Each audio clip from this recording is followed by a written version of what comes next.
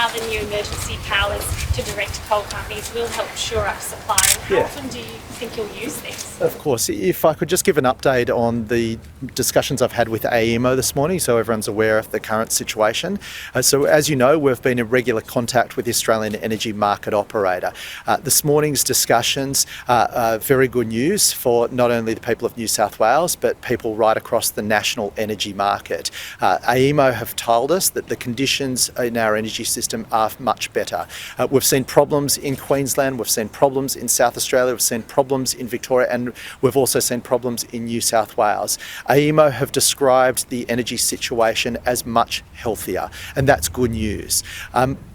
With regard to the special powers that we've activated, AEMO advised me that we should activate some special powers to have on standby if in the event there was an unexpected change to the situation. We're just taking a proactive step that will support us if there's issues with fuel security, if there's issues with logistics in getting fuel to the side of the generators. We want to make sure that we've got everything in our toolkit to keep the system running and make sure we get through this period. What's led to that much healthier situation?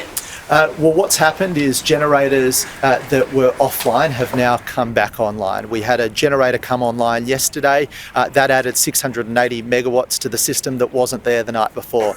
Tomorrow we're expecting another generator to come back online, giving us much more reserve capacity. As I've said, these are old bits of machinery. They're not as reliable as we'd like them to be, particularly when we need them during this time. We're not just seeing it in New South Wales. We've seen generators in Victoria also offline when we least need them, and also generators in Queensland. So this is a challenge being faced by all the states and territories in the national energy market. We're working together with the industry bodies, with the energy companies to make sure that we manage our way through this process. Minister, but the only way to keep the lights on over winter is to burn coal. Is that the only solution here to get through this short-term period? We've got a number of levers available to us to make sure that we've got enough capacity available to us. We've got our gas peaking plants, we've got our coal-fired generators, obviously we've got renewables, we've got a number of ways that we're keeping the lights on, and also we've got demand response and energy efficiency schemes. So we're pulling all the levers available to us to make sure we get through this challenging period, and it is a challenging period for all the states and territories in the national energy market at the moment, and also we're seeing these pressures faced right around the world. I mean, energy prices are going through the roof at the moment, and that's changing the market signals that direct generation going to grids.